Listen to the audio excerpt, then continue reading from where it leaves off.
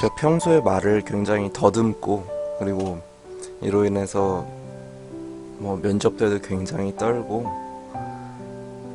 영어로 말하는 것도 굉장히 못해서 그냥 말하기 위해서 just say 라는 네, 그 유튜브를 만들었습니다.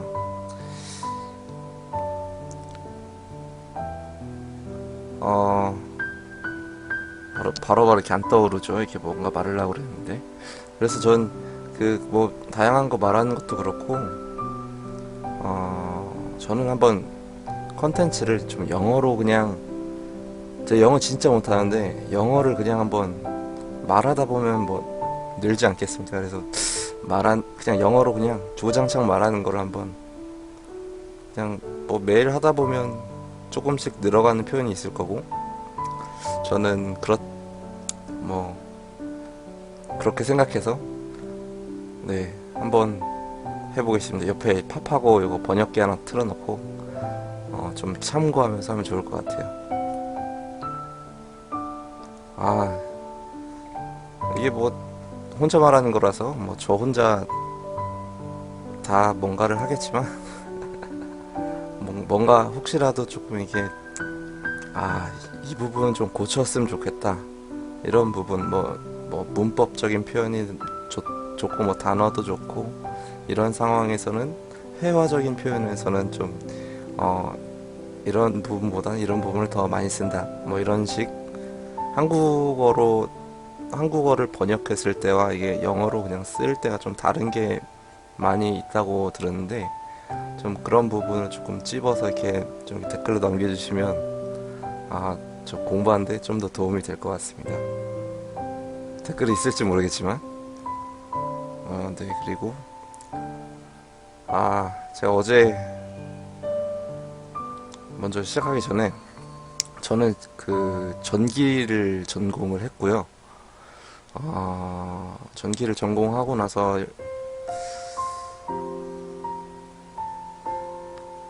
어떤 공기업의 계약직으로 한 2년 동안 있었어요. 그래서 그곳에서 근무를 하면서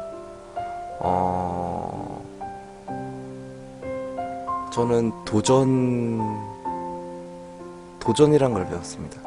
그 도전이라는 게, 그전에는 왜 제가 도전을 안 했을까라는 생각이 들 정도로 정말 제 마음에 많이 남게 돼서, 한번 도전을 해보자. 내가 도전을 한다고 그래서 뭔가 해가 되는 것보다 더 득이 되는 게 더 많을 것이다 라고 생각을 하게 되었고요. 물론 이제 고등학교 때 공부를 좀 덜 해서 조금 안 좋은 대학교를 갔지만, 그 대학 생활 자체가 저는 되게 뭐랄까, 집안 자체가 굉장히 좋은 대학교를 나오셔가지고 저는 되게 위축돼 있었어요. 학교에 대한 그런 것들이. 그래서 전 대학교 4년 내내 정말 위축된 생활을 했어요. 내가 왜 그때 공부를 안 했을까? 이러면서 위축된 생활을 하면서, 동시에 또 내가 어떻게 되는지 몸소 보여주겠다 라는 마음으로 정말 열심히 공부를 했습니다. 물론 1, 2학년 때 이제 군대 갔다 오기 전까지는 정말 제가 공부를 안 했는데, 물론 공부를 안 했다고 하지만, 안 했다고 해도 그래도 평점은 한 3.9 정도 나왔으니까 그렇게 공부를 안 한 것도 아니에요. 그냥 어느 정도 그냥 하긴 했는데, 되게 불평불만에 쌓여서 이제 공부를 했다는 거죠. 그래서 아무튼 그렇게 이제 군대를 갔다 와서 저는 전기를 공부하기 전에 저는 옛날부터 항공 쪽에 굉장히 관심이 많았어요. 그래서 저는 항공 쪽으로 원래 진학을 하려고 했었으나, 이제 아까 말했다시피 이제 공부를 안 해서 이렇게 전기공학을 전공을 어쩔 수 없이 그쪽으로 가게 되었는데, 군대를 전역하고 나서 이게 전공이 제게 너무 안 맞아가지고 전공도 그렇고 학교도 그렇고 그래서 저는 조금 유학을 가보고 싶었습니다. 그래서 집에서 유학도 허락해 주셨고 해서 저는 유학을 항공 쪽으로 이제 유학을 떠나려고 그랬어요. 그래서 항공 쪽으로 유학을 이제 시애틀 쪽으로 네, 가려고 알아보고 있었습니다. 그리고 제가 또 전기 쪽을 또 그 당시 안 좋아하다 보니까 기계 쪽도 그렇게 관심이 없었어요. 그래서 항공 정비 쪽도 그렇게 생각은 없었고 그렇다고 파일럿을 준비하자니 파일럿 양성한 그 비용이 전 파일럿으로 이제 항공 유학을 가는 비용이 엄청나다 들었거든요. 그래서 그 부분도 굉장히 금전적인 여유가 저희는 없기 때문에 좀 그런 부분은 조금 뒷전이었죠. 그리고 제가 좀 안경을 쓰고 있어가지고 또 시력적인 부분도 어느 정도 조금 감안을 해야 되기 때문에 저는 파일럿은 안경을 쓰자마자 거의 포기를 했다고 보고요. 그리고 그 이후에 이제 관제사가 되고 싶었는데 그 관제사로의 유학을 전 찾아왔어요. 처음에 정말 관제사로의 유학은 그렇게 진짜 자료가 없더라고요. 그래서 그 당시에 그래서 저는 어디에 물어봐야 되나 몰라가지고 이것저것 다 물어보다가 결국엔 그 관제사를 이제 우리나라에서 담당하는 데가 이제 물론 공항도 있지만 국토부에서 관리를 하더라고요. 그래서 국토부에 이제 글을 올렸어요. 제가 이러이러한 상황이 있다. 그래서 나는 관제사로 시애틀로 이렇게 유학을 갈 생각이다. 어떻게 하면 되냐 이렇게 물어봤는데 국토부에서 전화가 왔어요. 그렇게 해도 소용이 없다. 관제사로 가려면 네가 지금 있는 학교에서 항공대나 한서대 이런 데로 편입을 해서 항공 관제 쪽이나 뭐 항공대나 항공물류학과인가요? 아무튼 그쪽으로 이제 편입을 해가지고 해야지 된다. 네가 그 관제를 공부하기 위해서 외국 유학을 가더라도 관제 쪽은 굉장히 각 국가의 보안과 연결이 돼 있어서 외국에 나가서 관제를 배운다 하더라도 외국에서 취업이 일단 안 되고 외국인 같은 경우는 그리고 그렇다고 국내로 돌아와서 관제를 하려고 해도 국내에서 관제를 이렇게 개인적으로 몇 시간 배워야 된다고 하더라고요. 그래서 일단 개인적으로 관제를 배울 수 있는 그런 여건 자체가 안 되기 때문에 불가능하다고 그래서 저는 그래서 항공 쪽은 내 길이 아닌가 보다 하고 이제 접게 되었어요. 결국 접고 이제 그냥 제가 다니던 그런 대학교 제가 그냥 어쩔 수 없이 선택했던 그 전공을 선택을 해가지고 네 하게 됐어요. 그래서 전공을 그 당시에 복학 제가 2학년 1학기 끝나고 군대를 갔다 와서 2학년 2학기 때 복학을 했는데 그 복학하고 나서 정말 전기가 뭔지 하나도 모르겠는 거예요. 전류가 뭔지 전압이 뭔지 이미 2학년 2학기인데 3학년 4학년이면 끝나는데 전기에 대해서 하나도 모르겠는 거예요. 그렇다 휴학을 하긴 좀 그렇고 뚜렷한 목표가 없기 때문에 그래서 저는 그냥 했어요. 처음에 그냥 하다가 어떤 과목에 이게 프로젝트를 하는 과목이 있었어요. 근데 그게 그냥 삼각파를 제작하는 그런 주제였는데 삼각파를 어떻게 제작을 할 수 있을까? 오실로스코프를 이용해가지고 삼각파가 나와야 된대요. 그리고 뭐 어떻게 조정을 하면 삼각파의 이 주기가 바뀌고 파고인가? 그게 바뀌어야 된대요. 그래서 이걸 어떻게 내가 하지? 전압전류도 모르는데? 그래서 저는 다시 1학년으로 돌아간다 생각을 하고 정말 기초부터 왔어요. 전기의 정말 기초. 전압이 뭐지? 전류가 뭐지? 처음에 이해가 안 돼요. 이게 무슨 소리야? 그래서 그때 인터넷에서 전압이 뭔지 전류가 뭔지 찾아봤더니 물로 이렇게 설명을 해주더라고요. 물, 수압은 전압과 같다. 그리고 거기 흐르는 물은 전류와 같다. 그리고 흐른 그 파이프 관이 이제 작으면 저항이 크고 크면 파이프가 크면 저항이 작다. 이런 식으로 설명해 주더라고요. 그래서 좀 그거 보고 이해를 했어요. 그래서 이렇게 이해하면 됐었구나. 내가 1학년 때 이걸 왜 몰랐지? 그렇게 기초를 정말 2학년 2학기 때 기초를 다지기 시작했어요. 기초만 다지기 시작하고 삼각파를 제작을 한다면 그걸 어떻게 해야 제작이 될까 정말 고민을 많이 했습니다. 근데 그냥 인터넷 찾아보니까 어느 정도 이렇게 회로가 있어가지고 그 회로를 가져와서 저는 연구를 했어요. 이게 이 기호가 뭘 뜻하는 거지? 또 몰랐기 때문에 이 기호 보면서 이게 변압기구나. 변압기는 이렇게 그려지는구나. 또 이렇게 따라와 보니 다이오드가 막 이렇게 세모 있고 짝대기 있는 그 다이오드가 4개가 있는 거예요. 4개가 왜 저렇게 있지? 그 선이 막 이렇게 다른 데로 나와. 근데 어딘 선이 왜 저기서 나오고 어디 왜 저기서 나오지? 그런 정말 사소한 거부터 다 공부를 했습니다. 막 저기 커피시터가 달려있고 저기 리액터가 달려있네? 뭐 그런 것들. 그리고 막 레귤레이터가 또 달려있어요. 레귤레이터는 또 뭐 하는 거지? 그래서 또 찾아보고 레귤레이터에서 또 찾아보고. 그러면서 사소한 것 하나하나까지 정말 이렇게 사진을 찾아보고 이론을 찾아보면서 공부를 했던 것 같아요.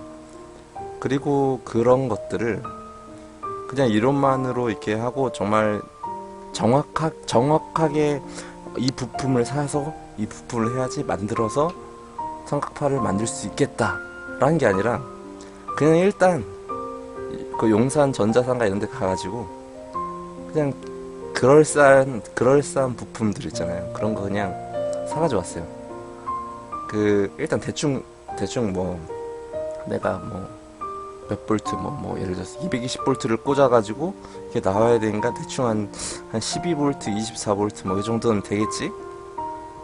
그 조그만 변압기 제원을 찾아보니까 12볼트나 24볼트 이런 게 좀만 하더라고요. 그래서 이런 거 하나 사와야겠다 생각을 하고 이제 그 12볼트를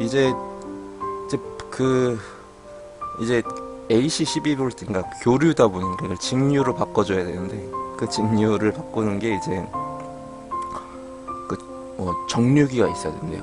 그 정류를 하는 게 이제 무슨 일반 그 반도체 소자처럼 생긴 게 있고 내가 그 다이오드 4개로 이제 브릿지 다이오드를 만들어가지고 정류하는 방법이 있더라고요. 그래서 저는 일단 반도체 소자가 뭔지도 모르기 때문에 그냥 다이오드 이론만 공부를 하고 다이오드 그냥 괜찮은 거 4개 사면 되겠지 하고 다이오드 4개 하고 또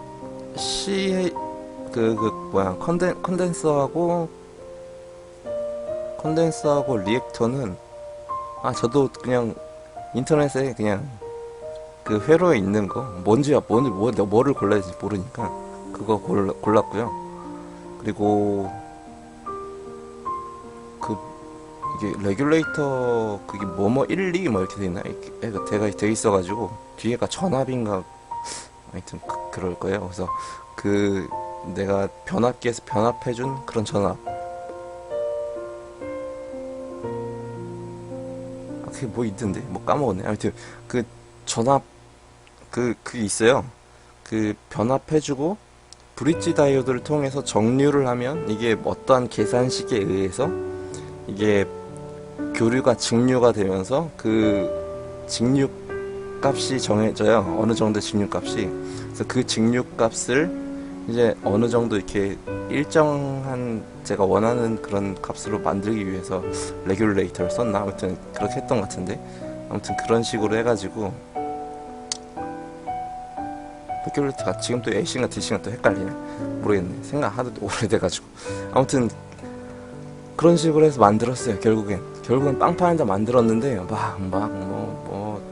어떻게 하니까 막 저항 타버리고, 저항이 탔네, 뭐 딴 걸로 다시 해야겠다, 그러면 다시 해고 레귤레이터 꽂아가지고 뭐 해보고, 하나씩 하나씩 앞에서부터 진짜 220V 꽂으니까 진짜 12V가 나오는 거예요. 이것도 신기하네, 이걸 또 여기다 꽂아볼까, 꽂아가지고 정류기에다가 브릿지 다이오드를 만들어가지고 이렇게 이게 뭐야, 마른 목걸로 그냥 꽂으면 되거든요, 빵판에. 그래서 꽂아가지고 그냥 보니까 정류가 되네.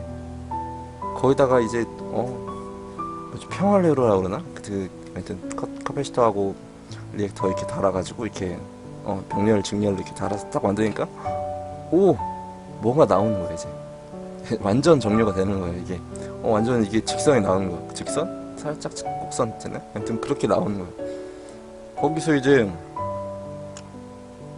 삼각파를 뭘로 만들었는지 생각이 안 나요. 하여튼 이렇게 생각해보니까 삼각파가 되는 거예요. 그래서 전 그때 그걸 하나를 만든 게 저 너무 값진 그런 경험이었고, 저는 그때 이제 그렇게 했던 그런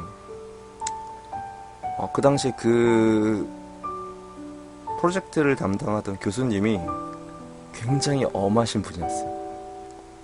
그래서 저는 그 교수님 진짜 그 교수님이 할 때 이제 중간 발표만 이런 것도 있었는데, 중간 발표만 이런 걸 했는데 왜 그런 소자를 선택했고 왜 뭘 했고 막 다 물어보는 거예요. 그래서 난 그거에 그래도 좀 어떻게 대답을 해야 되지 않을까 했는데 전 도저히 모르겠는 거예요. 특히 이제 컷베이스터, 리액터 이런 거, 내가 왜 이걸 선택했는지, 왜 하필 이 소자를 선택했는지 그거에 대한 대답을 전혀 못 하겠는 거예요. 몰라서, 이거에 대해서 너무 몰라서. 그래서 저는 그때 이제 그냥 그 컷페이스터와 리액터, 뭐 다이오드, 뭐 그때 썼던 모든 소자들의 그런 데이터 시트를 다 뽑아가지고, 그 최종 발표날 그 다 뽑아가지고 그거 교수님 드리고, 그 다음에 제가 실패했던 그런 과정들, 뭐 어떻게 해서 어떻게 했더니 어떤 파형이 나왔다 이런 거 다 찍어놨거든요. 그래서 다 찍어놓은 거 다 정리해가지고 PPT로 만들어서, 이렇게 해서 이렇게 했더니 이렇게 나왔다, 문제는 이거였던 것 같다, 그래서 이걸 조치해서 이렇게 해봤더니 이렇게 나왔다, 그 다음에 뭐 어떤 걸 했고, 이렇게 해서 차근차근 회로를 만들어 나갔다, 이런 제가 직접 이렇게 경험했던, 직접 이렇게 해결해 나갔던 그런 경험들을 그대로 PPT에 담았어요. 그러니까 다른 조 애들이랑 비교가 될 수밖에 없었죠. 물론 이제 뭐 되게 막 저기 막 좋은 학교들 막 이런 보면 대부분 그렇게 할 것 같은데, 솔직히 이제 조금 이렇게 성적이 낮은 그런 학교들은 애들이 그렇게 열정이 있는 학교가 많이, 저희 학교는 그랬어요. 열정이 있는 애들도 있었지만 그렇지 않은 애들이 더 많았기 때문에 저는 그때 되게 마음속으로 뿌듯했어요. 다른 애들이 보기에는 어떨지 모르겠지만, 재수없다 생각할 수도 있겠지만, 근데 저는 되게 좋았어요 그때. 아무튼 그때 그 경험을 통해서 그때 그 담당 교수님 랩실 쪽에서 이제, 그러니까 종강을 하고 이제 3학년 되기 직전에 그 랩실 쪽에서 전화가 왔어요. 어떤 대학원 선배가 전화가 와가지고, 제가 몰랐어요. 누군지도 모르고 그냥 받았는데, 뭐 그 당시에 그 프로젝트 과목 잘한 애들 중에서 뭐 혹시 뭐 이렇게 조금 용돈 받으면서 같이 뭐 연구실에서 같이 공부하고 이럴 사람 없냐, 전화가 온 거예요. 근데 저는 그때 그냥 뭐 공부 이런 거 모르겠고 그냥 돈 준다길래 해서 알겠다, 가겠다, 그냥 바로 당장 오케이 하고 갔어요. 가서 보니까 되게 그런 특고합을 다루는 그런 데더라고요. 그래서 저는 아무것도 모르고 그냥 특고합 그쪽을 하게 됐어요. 제가 뭐 선택을 한 것도 아니고 그냥 어쩌면 제가 선택을 한 거 맞긴 한데, 그게 뭐랄까요? 어떻게 보면 글쎄요. 제가 그러니까 어쨌든 그냥 이렇게 우연한 기회에 들어가게 돼서 우연한 기회에 이제 특과를 만들게 됐는데, 아무튼 그곳에서 이제 거의 뭐 3학년 4학년 거의 2년 동안 있었으니까, 그쪽에서 뭐 케이블, 그 우리 전력 케이블 같은 거 있잖아요. 우리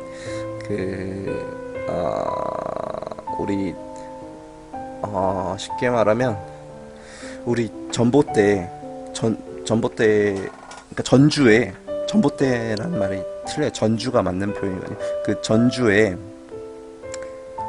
전선이 달려 있잖아요. 그 전선이 땅 속으로 지나가는 게 이제 전력 케이블이거든요. 이제 그런 전력 케이블이 배전, 우리 전주에서 볼 수 있는 거, 그런 거 같은 경우는 뭐 22,900V, 그러니까 22.9kV라고 하는데, 22.9kV, 그리고 저기 막 철탑에서 이렇게 아래 지하로 내려가는 게 뭐 154,000V, 345,000V 막 이런 게 있고, 막 그런 전력 케이블들이 있어요. 좀 그런 전력 케이블에 그 절연체, 이 전기가 통하지 않게 하는 그 절연체가 있거든요. 케이블 안쪽에. 그거를 연구하는 그런 데였어요. 뭐 저는 뭔지도 모르고 들어가서 그걸 하고 있었던 거죠. 이게 도대체 뭐 하는 거지? 그거 모르고 그냥 하라니까 했고, 하다 보니까 뭔가 이렇게 결과물이 나오고 그냥 신기했어요. 그냥 신기했고, 그 연구실에서 이제 교수님을 따라다니면서 배우는 것도 굉장히 많았었고, 그 교수님께서 뭔가 대회에 나가라고 이렇게 나가서 뭘 해봐라 라고 하셔가지고, 그때 교내 대회도 나가보고, 무슨 교내 대회 나갈 때 이게 업체를 껴서 나가면 지원금을 더 많이 줬었거든요. 제가 했을 당시엔 한 500만원 정도 줬는데, 그 500만원을 가지고 어떤 장치를 하나 만들어 봤어요. 그리고 그 500만원의 회계 처리를 해야 되는데 단 1원이라도 틀리면 안 되는 거예요. 그 학교에서 이렇게 학교 그쪽 그 관리하는 그쪽에서 하나하나 다 맞춰봐야 되고, 영수증 하나하나까지 다 맞춰보면서 뭔가를 구입하면 그걸 왜 구입했는지, 그런 것도 다 왜 구입해야 하는지 계획서부터, 구입하고 나선 가져와서 확인하는 것까지, 이런 걸 다 해야 돼서 뭐 쓸데없는 걸 사기가 힘들었어요. 구입하기가 힘들었는데, 아무튼 여러 가지 구입을 하면서 실제 영수증을 가지고 와가지고 뭐 처리도 해보고, 뭐 엑셀로 표를 만들어 가지고 어디서 얼만큼의 돈을 지출해서 얼만큼의 금액을 썼다, 몇 퍼센트를 썼다, 그리고 나중에 이제 그 대회가 끝 마무리 될 때는 그 대회가 이제 마무리 됐을 때는 교수님이 웬만하면 돈 다 써라, 다 써서 네가 뭐 해보고 싶은 거 다 해보고, 그러니까 해보고 싶은 거라는 게 이게 뭔가 만들어서 시도해 볼 수 있는 것들이 있지 않습니까? 뭔가 이렇게 전기 관련된 부분으로 이렇게 도전해 볼 수 있는 것들. 그래서 전 다 해봤어요. 정말 뭐 어디 가가지고 뭐 이렇게 처음으로 저기 무슨 상가 이런 뭐죠? 뭐 밀링 있고 막 이런 거 깎고 이런 거 있잖아요. 그런 데 가가지고 여러 가지 직접 이렇게 공업사 이런 데 가서 처음으로 가가지고 뭐도 해보고, 여러 가지 진짜 정말 그때 많이 해본 것 같아요. 엄청 돌아다니면서 뭐 교통비 이런 것도 다 이렇게 지원이 돼가지고요. 교통비 그 예산에서 다 지원이 몇 퍼센트가 지원이 돼가지고 막 엄청 돌아다니면서 이것도 알아보고 저것도 알아보고, 정말 굉장히 큰 도움이 되는 그런 대회 경험이었던 것 같아요. 그 교수님께서 이렇게 도전해보라고 하신 덕분에. 그 이후에 이제 뭐 학회들도 굉장히 많이 다녔어요. 제가 물론 학회에 직접 가서 뭔가를 해본 건 아니지만, 학회라는 곳에 그 당시에 처음 물론 있는 줄도 몰랐는데, 그런 곳에 가가지고 다양한 사람들이 하나의 목표를 향해 하나의 연구 분야를 가지고 이제 함께 공부하는 자리가 있는 거예요. 전 그런 걸 봤을 때 좀 굉장히, 야, 이런 자리도 있구나. 정말 열심히 많은 사람들이 정말 다양한 곳에서 정말 열심히 공부를 하고 있구나. 정말 열심히 연구를 하고 있고 자기 분야를 개발하기 위해 정말 열심히 노력을 하고 있구나 라는 걸 알게 되었어요. 그래서 전 그때 항상 이제 학회가 있으면 어디든지 따라다녔어요. 이게 정말 여러 군데 따라다니다 보니까 공부는 이렇게 하는 방향도 있고 저렇게 하는 방법도 있겠구나 라면서 공부하는 방법을 또 배우게 됐고요. 그리고 제가 이제 한 4학년 됐을 때 마지막으로 갔던 학회가 저희 전기 물성 연구회 쪽에 그 2014년도 때인가요? 2014년도쯤에 저기 한국전력공사 전력연구원 소속의 고창전력시험센터라는 데가 있어요. 22만 평 정도 되는 규모에 있는 그 송전 배전 태양 신재생 에너지 이런 거 다 있는 데거든요. 그런데 그곳에서 한번 학회를 한 적이 있었어요. 그래서 그때가 언제였더라? 그때가 2014년 한 10월? 9월? 그때쯤이었어요. 그래서 그때 갔는데 철탑 쫙 있고 막 시험장 엄청 크고 그런 거 하나하나 보면서 저는, 야, 이런 데서 진짜 근무하면 정말 많이 배우겠다. 정말 많은 걸 배우겠다. 라는 생각을 했어요. 그래서 저는, 야, 나 같은 사람이 이런 데서 과연 근무를 할 수 있을까? 라는 생각을 했어요. 많은 의문점이 있었죠. 많은 의문점보다는 이제 저에 대한 저를 좀 낮게 보는 그런 게 있었어서 전 되게 위축돼 있었어요. 그 이후에 이제 학교로 돌아와서 이제 4학년 이제 끝물이다 보니까 이제 저는 대학원을 갈 생각이 별로 없었어가지고 거의 교수님이 안식년이실 때 거의 도망가듯이 취업을 하고 나갔거든요. 근데 그 당시에 또 취업을 하게 된 게 물론 계약직이었는데 한국전력공사 전력연구원 고창전력시험센터라는 곳에 계약직으로 들어가게 됐어요. 불과 2개월, 3개월 전에 제가 근무했던 곳에 계약직으로 들어가게 됐어요. 전 어떻게 보면 제가 정말로 근무를 해보고 싶었던 그곳에서, 물론 평생 동안 근무를 하는 건 아니지만 2년간의 시간 동안에 내가 여기서 뭘 배울 수 있을까 정말 고민을 많이 했어요. 그리고 저는 지중 케이블 시험 쪽으로 이제 배정을 받았는데, 제가 같이 들어간 친구가 있었는데 그 친구 같은 경우는 그 전에 이제 학교에서 몇 번 거기 그 연구소를 몇 번 갔었나 봐요. 그래가지고 그런 시험들을 같이 해봤던 경험이 있고, 그쪽에 출장 와서 같이 이렇게 업무를 하는 그런 분들을 또 알고 있어서 아무래도 더 시험하는데 좀 더 용이하지 않을까 해서 그 친구는 이제 100% 지중 케이블 시험장을 담당을 하고, 저 같은 경우는 지중 케이블 시험장 반, 여기 사무실 업무 반에서 반반을 맡게 됐는데, 전 처음에 그렇게 분담이 됐을 때 굉장히 불만이 많았어요. 나도 지중 케이블 시험장 가가지고 진짜 나도 좀 많이 배우고 싶고 정말 열심히 하고 싶은데 그 경험이 없다는 이유 딱 하나만으로 반반이 된 거잖아요. 전 그거에 대해 굉장히 불만이 많았지만 그냥 정말 아쉽지만 그래도 꿋꿋하게 있었어요. 그걸 이제 어디다 말할 데는 없고 그래서 집에 와가지고 저 아버지께 말씀드렸어요. 아버지께 내 이런 상황이 있는데 나도 좀 이렇게 배우고 싶고 이렇게 하고 싶은데 이렇게 반반이 됐다.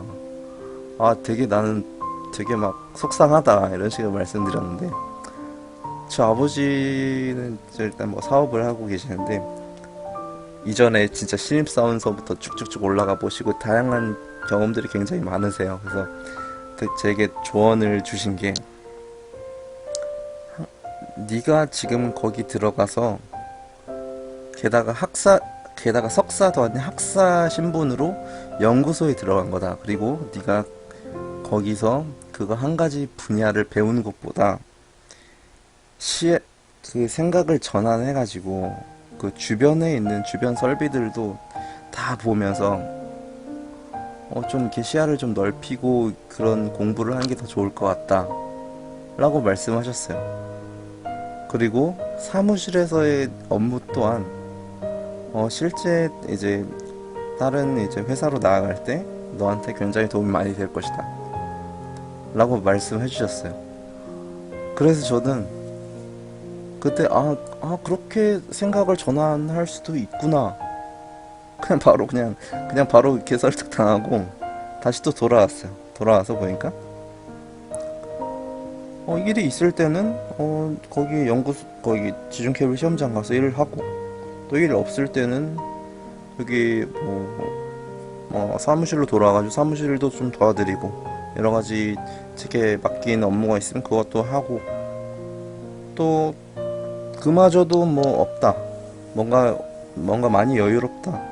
이런 주변에 돌아다니면서 주변 설비들을 많이 봤어요. 그 당시에 이제 HVDC 지금 연구를 하고 있는데 그저 HVDC 라인하고 76만 5천 킬로볼트 76만 5천 볼트 그 765 킬로볼트짜리 시험용 철탑들이 있었어요. 그 당시 옛날에 거기서 765를 처음으로 시험을 했다고 하는데 뭐 765 철탑들 하나하나 자세하게 하나씩 보고 또 그 주변에 뭐 배전 시험장도 있고 태양광 시험장 정말 시험장들이 많거든요. 그 시험장 하나하나 다 들어가가지고 여기서는 어떤 설비들이 있고 그냥 이러이러한 것들이 있구나 이러이러한 방식을 통해서 이렇게 연구를 하고 있구나 정도까지만이라도 정말 다양한 방면을 바라보려고 했어요. 그렇게 해서 그리고 그 외부에서 손님이 오셨을 때 이제 견학을 해줘야 됐었는데 당시 이제 지중 케이블 시험장에 견학을 누가 맡느냐 아직 결정되지 않았을 때 혹시 제가 될 수 있기 때문에 물론 이제 100% 맞는 그 친구가 할 수 있겠지만 혹시 그 친구가 없을 때나 뭐 그럴 때 또 제가 해야 되잖아요. 그래서 그런 걸 대비해서 전 공부를 한번 해봤어요. 실제 제가 시험할 때 제가 궁금했던 점들을 다 메모해 놓고 그런 걸 항상 물어보면서 그 설비들의 원리 같은 경우는 그 외부에서 그 설비를 고치러 오는 사람들이 있어요. 그분들이 이제 설비 고치실 때 옆에 가가지고 좀 시간 여유 있을 때 저게 무슨 원리로 저렇게 동작이 되는 거냐, 저게 뭐 하는 거냐 이렇게 여쭤보면 잘 대답을 해주시거든요. 그래서 그런 식으로 전 공부를 했어요. 그런 식으로 이제 모르는 거 물어보고 막 이렇게 해서 설비들의 원리들 그리고 이 시험이 뭘 하는지는 이제 연구원 직접 이걸 계획하고 진행하는 연구원 그 박사님들한테 다 여쭤보면서 다 적어놨었거든요. 적어놓고 공부하고 그랬었는데 아무튼 그런 식으로 해서 설비에 대해서 설비의 원리 그리고 일단 설비의 원리에 대해서 알게 되니까 그거를 이제 제 생각으로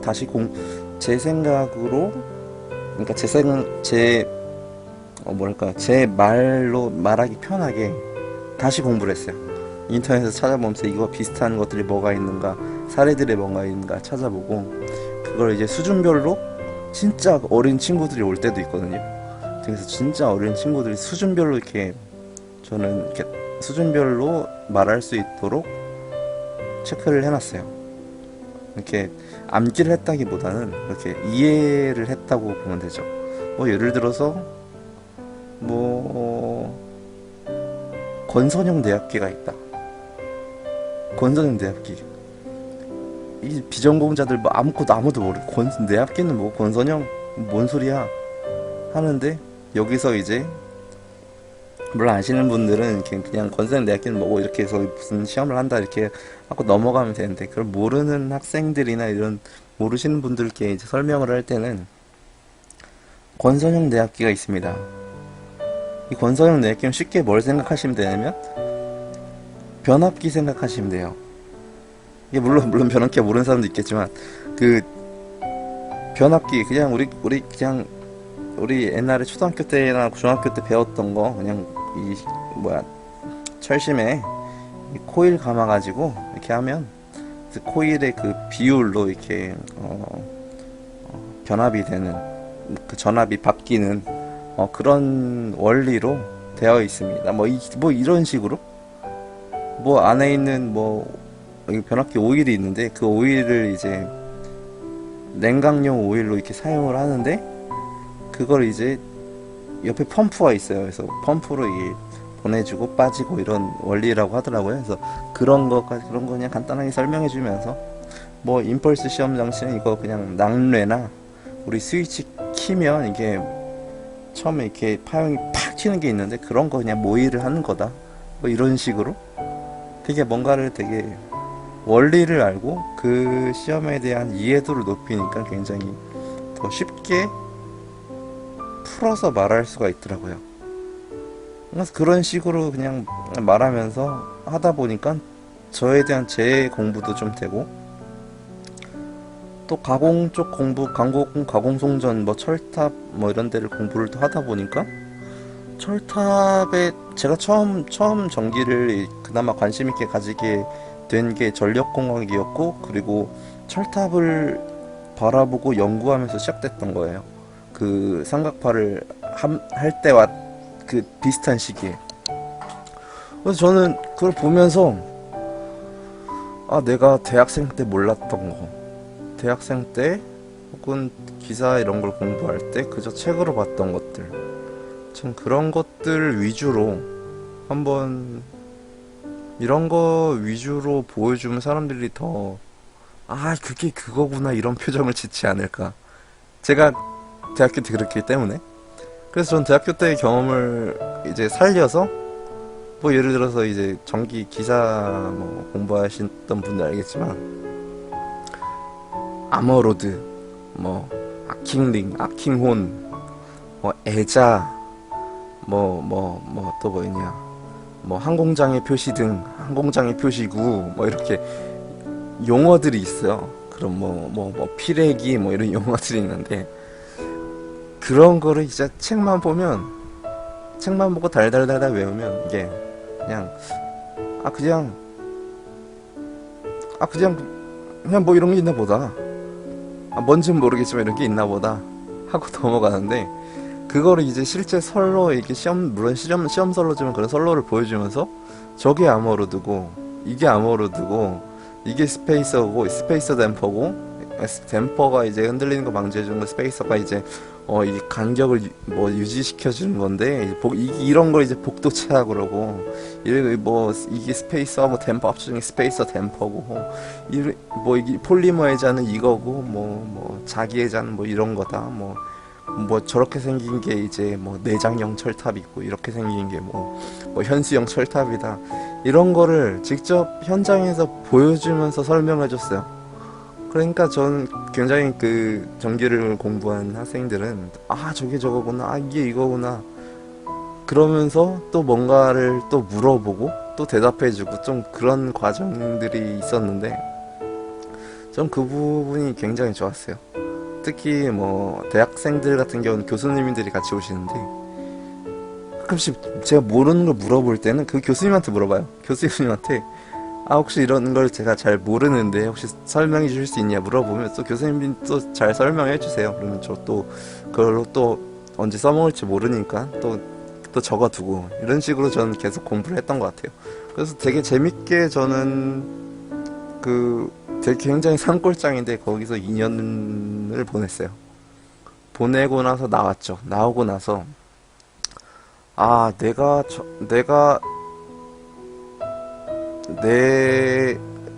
살아갈 거는 진짜 전기밖에 전력공학 쪽밖에 없나 보다 라고 생각을 했고 도전을 하고 싶었어요. 저는 그 당시에 이제 한전에서 근무를 하면서 정말 수천 명의 한전 신입사원들을 봤어요. 보면서 아 저런 사람들도 들어갔는데 내가 저기 못 들어갈까? 나도 도전하면 되지 않을까? 라는 생각을 굉장히 많이 가지고 있었고 저는 도전을 하고 싶었어요. 그런데 그 교수님께서 제가 일단 원래 학교에서 그때 같이 도움을 많이 받았던 그 교수님이 회사를 하나 추천을 해주셨어요. 근데 그쪽은 이제 조금 뭐랄까 좀 서비스 엔지니어 그쪽으로 해가지고 언제든지 출동해서 출장 나가서 그런 설비들을 고쳐주고 뭐 하여튼 뭐 그런 업무를 하는 거였는데 아 전 되게 그런 게 조금 안 맞았는데도 그냥 교수님이 넌 여기 진짜 정말 좋은 기회다. 정말 너는 지금 자격증 그 당시 자격증도 없었고 영어 점수도 없었는데 너는 여기 꼭 가야 된다. 아 뭐 너무 여기 안 가면 죄인 취급당하는 것처럼 이렇게 말씀하시는 거예요. 그래서 뭐 어떻게 될지 모르겠지만 뭐 취업을 하는 거 좋으니까 한번 도전해보자 해가지고 거기 지원을 하게 했어요. 교수님 통해서 거기 바로 이 이사님께 바로 이렇게 지원을 해서 1차 면접을 봤는데 그 당시에 제가 계약 연장을 하냐 마냐 그 시기였어요. 그때가 2년이 지나고 어떻게 정말 인사처에서 엄청 노력을 하셔가지고 저희 정말 되게 보잘것없는 저희지만 저희를 어떻게 해주셔가지고 꼭 필요한 인재들이다 꼭 필요하다 이렇게 강조하시면서 3개월을 연장을 시켜주셨어요. 물론 3개월 얼마 안 되지만 중요한 건 제가 그 3개월에 엄청난 도전 정신을 받았다는 게 전 가장 중요한 점인데 그거 이따 말씀드리고 아무튼 그렇게 해서 그 3개월을 연장하느냐 제가 여기 취업이 돼버리면 그 3개월을 저희도 엄청 어필을 했고 그 당시 거기 이제 부장님 위에 처장님도 엄청 노력을 해주셨고 연구원에 계신 이제 인사처에 계신 분들도 되게 신경을 많이 써주셨는데 그런 분들에 대한 전 너무 예의가 아니지 않나 이런 생각이 들었어요. 그래서 저는 진짜 교수님께 거의 그 엄격하신 그 교수님께 거의 통보하듯이 말했어요. 나 여기 안 가겠다. 못 가겠다. 내 적성에도 너무 안 맞는 것 같고 나는 조금 더 공부를 해보고 싶다. 나는 내가 어디까지 도전할지 너무 궁금하고 정말 나는 진짜 연장을 물론 3개월밖에 연장이 안 되지만 연장을 해서 난 더 공부를 하고 싶다 라고 말씀을 드렸어요. 근데 거기서 이제 교수님이 버럭하시는 거죠. 그거 나랑 상의도 안 해보고 너 혼자 그렇게 결정하냐. 그렇게 그 회사에 통보해버리고 그렇게 하면 내가 어떻게 되냐. 물론 교수님의 입장도 이해가 돼요. 교수님이 애써서 이렇게 추천을 해주셨고 교수님께 말씀도 드리지 않고 제가 거의 통보하다시피 거기 인사처에 전화해서 면접 하루 전날 그것도 퇴근할 때였으니까 한 6시 7시쯤에 전화해가지고 안 가겠다고 못 가겠다고 이렇게 거의 통보를 해버리니까 그쪽 이사님하고 교수님하고 입장도 난처하고 굉장히 그 당시엔 굉장히 되게 내가 뭔가 잘못 생각했구나 라는 생각은 했었지만 제가 만약에 그 생각을 하고 교수님께 말씀을 드려서 상의를 했더라면 그때 그걸 포기하지 못했을 거예요. 교수님께 설득당해서. 근데 전 그때가 지금 생각해보면 제 선택이 정말 저는 값지고 소중한 선택이었다고 생각해요. 정말 제 인생에 정말 잘한 선택 중 하나였다고 생각을 해요. 물론 그 이후에 이제 교수님께서 굉장히 화를 많이 내셔서 이후에 제가 정말 잘 되면 교수님께 떳떳하게 가서 인사를 드려야겠다 라고 생각을 했는데 취업이 이게 녹록지가 않는 거예요. 그래서 계속 어디 취업되면 꼭 가야지. 막 면접 보러 갈 때도 면접 1차 통과했다. 2차 가야겠다. 2차 가서 야 여기 합격하면 교수님한테 가서 떳떳하게 나 여기 취업했다고 말해야겠다. 그리고 사과를 해야겠다. 근데 취업이 안 되는 거예요, 계속. 아무튼 이후에는 이제 미래는 그랬는데, 그래서 뭐 지금까지 와가지고 지금 아직도 좀 교수님께 좀 죄송한데 되게 잘해주셨는데 그 하나 때문에 조금 어떻게 보면 멀어졌어요, 교수님이랑. 그래서 빨리 아직 취준생인데 그래서 좀 빨리 이제 취업을 해서 좀 교수님께 사과를 구하고 다시 아무튼 그렇게 관계를 회복하고 싶은 마음이 있는데, 아무튼 제가 그때 그렇게 해서 이제 거기 회사를 포기를 하고 3개월 연장을 하게 됐어요. 그리고 근데 딱 그 3개월 동안 시험이 한 달 동안 하나가 진행되고 거의 시험이 없는 거예요. 뭐가 취소됐는지 그건 확실하게 모르겠는데, 아무튼 그래서 저는 그 남는 기간에 그 야적장이라는 곳을 이제 정리를 했어요. 그 안에 엄청 폐기물 이게 엄청 많아가지고 막 크레인 불러서 막 정리하고 인부 불러서 정리하고 이런 걸 감독하고 이런 걸 다 했었는데, 그걸 할 때 이제 폐케이블이 굉장히 많이 나왔거든요. 전 그 폐케이블을 사용을 해가지고 한번 그 한전에 이제 배전 담당 갑이라는 직군이 있어. 5직급으로 들어가는 그 직군을 하려면 이제 케이블을 이제 까고 뭐 이렇게 바인딩이랄 때는 뭐 이렇게 해가지고 막 접속하는 것도 해봐야 되고, 그러니까 중간 접속, 뭐 종단 접속 이런 거 접속 같은 것도 해봐야 되고, 그 당시에는 이제 가공을 안 했었어도 지중만 해도 그 되는 그런 때였어요. 그래서 저는 그때 이거를 기술을 따가지고 이거를 자격증을 취득을 해서 이쪽 배전 담당갑으로 지원을 해볼까? 라는 생각이 들었었어요. 저는 기술을 뭔가를 가지고 싶었기 때문에. 그래서 저는 그걸 도전하게 됐어요. 실제로 배전에 계신 분 조언을 들으면서 그분께 배웠어요. 어떻게 접속을 하고 어떻게 종단 접속을 하는지. 그리고 그 당시에 이제 항상 오시는 공사 담당하시는 업체 사장님이 계세요. 그 사장님께 그 말씀 드렸더니 그거 공부할 거냐? 그러면 자기가 그 부품 같은 거를 다 그 재료 같은 걸 지원해 주시겠대요. 그래서 막 종단 접속할 때 쓰는 거 떡테이프 같은 거, 하여튼 뭐 이런 거. 제가 종단 접속도 했었나? 과연 생각이 안 나요. 아무튼 그 막 접속할 때 종단 접속은 했고 중간 접속은 생각이 안 나는데, 아무튼 종단 접속할 때 쓰는 그런 재료들, 그런 거 다 주셨어요. 그냥 주셔가지고 이거 가지고 공부해라, 그래가지고 연습해라. 되게 감사하게 그렇게 주셔가지고 그거 가지고 연습을 해보는데, 그 당시가 겨울이었어요. 겨울에 그 딱딱해진 케이블을 피는 것도 장난이 아니었고, 제가 굉장히 힘이 많이 없어요. 그래서 이거 종단 접속하면 그게 이제 폴리버로 된 거, 고무를 동그란 걸 이제 하나씩 끼우는 건데, 거기다 뭐 구리스를 칠해가지고 하는데, 힘이 안 돼가지고 안 들어가는 거예요, 이걸 이게 한 달 동안 이렇게 연습을 해보니까 막 손에 막 물집 잡히고 막 그러면서 손도 막 바들바들 떨리면서 막 시간 날 때마다 연습을 했어요.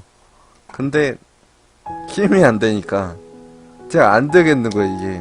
그래서 그 공사하는 사장님께 말씀드려보니까 이 겨울에 하긴 진짜 힘들고 여름에 해서 이제 여름에 조금 이제 좀 물렁물렁해질 때 그때 하면 조금 그래도 좀 쉽다 이런 식으로 말씀하셨는데 이게 안 되니까 저는 그거에 화나가지고 이거 내 길이 진짜 아닐까? 이쪽 길은 내 길이 아닌가? 이렇게 생각을 하고 하다가 접고 다시 그 사용했던 케이블은 다시 원래 상태로 돌려놓고 물론 까는 건 그냥 까놔도 상관없어요. 구리 이런 거 뭐랄까 구리 까놓은 케이블을 내가 가져가면 그 문제가 되지만 그걸 이제 원상복귀 해놓으면 괜찮기 때문에 그 다시 야적장에 갖다 놨어요. 다시 폐기물 그쪽에 갖다 놓고 생각을 해봤죠. 그 당시에 이제 전기기사도 계속 공부를 하고 있었는데 계속 떨어졌어요. 제가 진짜 거의 대학교 4년 그리고 회사 2년 해서 6년 동안 전기를 했는데 자격증이 하나도 없는 거예요. 그 전에 공고 나온 애들이나 그런 애들 학교에서 보면 다 기능사가 있었어요. 좀 기능사조차 없었는데 그래가지고 이거 안 되겠다. 기능사라도 따야겠다. 그 배전 담당 값 지원하려면 기능사라도 있어야 되거든요. 그래서 기능사라도 따야겠다 라고 생각을 해서 기능사 필기를 엄청 공부를 했어요. 그래서 1월 초가 2017년 1월 초에 기능사 필기에 합격을 했어요. 바로 합격을 하고 이제 기능사 필기를 보니까 그 안에 막 공사기사 필기랑 비슷한 것도 있고 기사 필기랑 비슷한 것도 있더라고요. 그래서 아무래도 기사 필기, 기사 실기를 공부했다 보니까 기능사 필기를 준비하는 거 굉장히 쉬웠거든요. 그래서 되게 쉽게 보고 컴퓨터로 보더라고요. 컴퓨터로 이렇게 딱딱딱 찍어가지고 딱 제출 누르면 바로 이제 몇 점 합격인다 이렇게 나오더라고요. 그래서 되게 신기했는데 아무튼 그렇게 해서 이렇게 합격을 하고 이제 기능사 실기를 준비할까 했는데 기능사 실기는 또 학원 가가지고 이게 실습형이라 가지고 뭔가 이렇게 해야 되더라고요. 그래서 이걸 해야 되나 하고 이제 학원 또 알아보고 있다가 그때 마침 또 이제 기사 1회 필기가 있더라고요. 그래서 기사 1회 필기 때 내가 계속 그때 전기기사 실기 6번 다 보고 이제 끝난 다음이었어요. 6번 2년 동안 이제 실기를 못 다니까 필기를 다시 봐야 되는 거. 그래서 좀 필기 다시 봤어요. 근데 1회 때 이 기사 필기가 계속 떨어지니까 안 되겠다. 공사기사를 봐야겠다. 공사기사를 봤어요. 근데 공사기사를 봤는데 제가 공부를 좀 허투루 해서 그런가 그 쉽다던 그 전기 응용에서 전기 응용은 첫 번째 이제 전기 기사하고 전기 공사기사 다른 점이 이제 전기 공사기사는 전기 응용을 보고 전기 기사는 전기 자기학을 봐요. 그 차이인데 필기에서 이제 전기 응용에서 꽈락이 난 거예요. 꽈락이 나면 딴 거 다 엄청 잘 맞아도 탈락이거든요. 꽈락이 나가지고 뭐지? 공사기사는 내 길이 아닌가? 그러고 다시 기사 필기 2회 때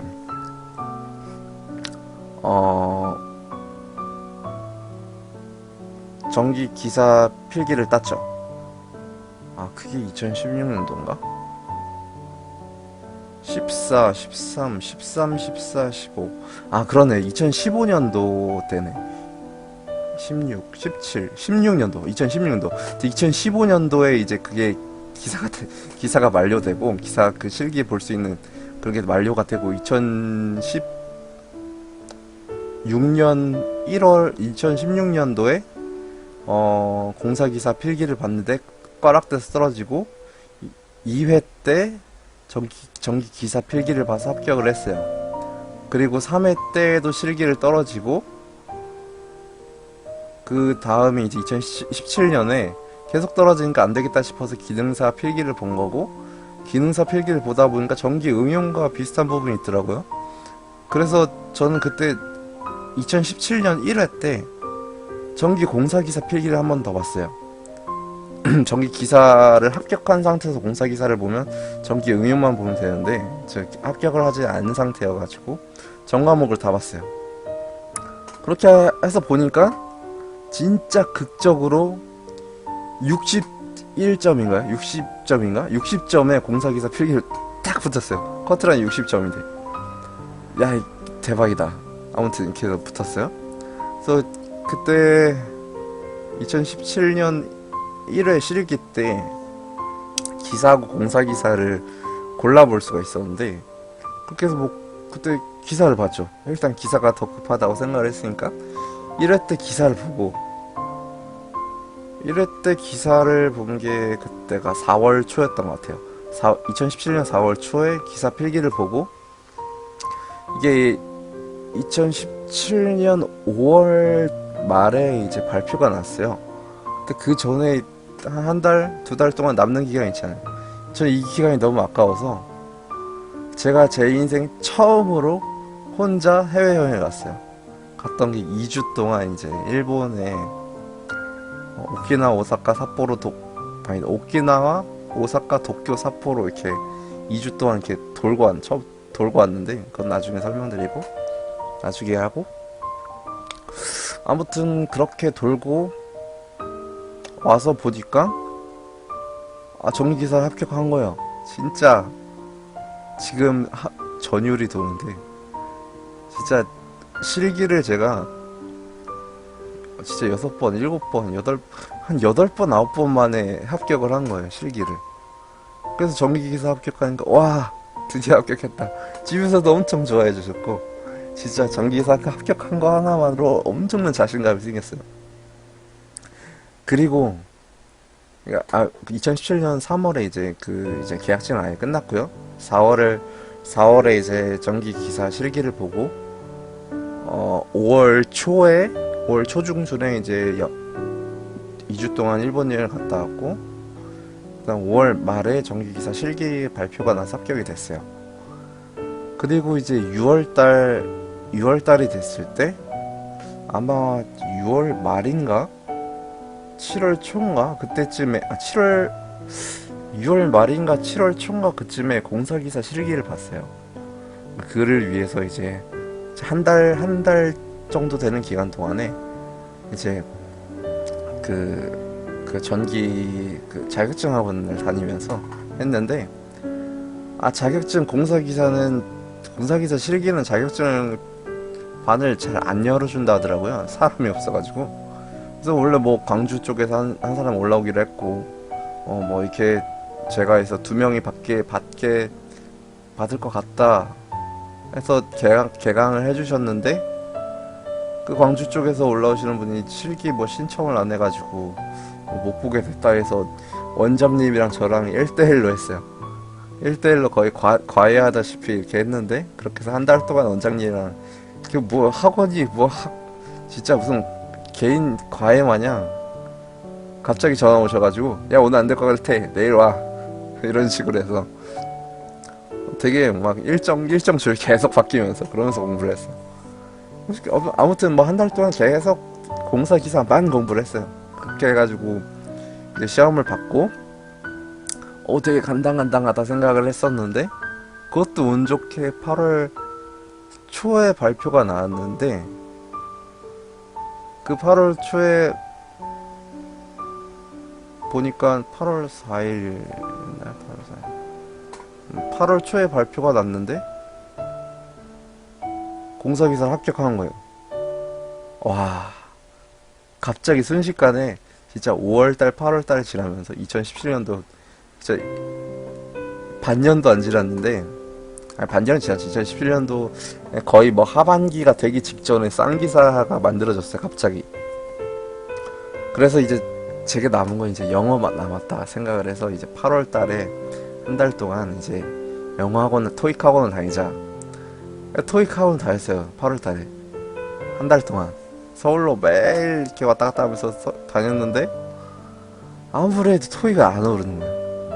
내가 뭐 단어가 문제고 뭐 이런 거 알겠는데 토익 너무 하기 싫고 너무 안 오르는 거예요. 그래가지고 아 이게 아닌가?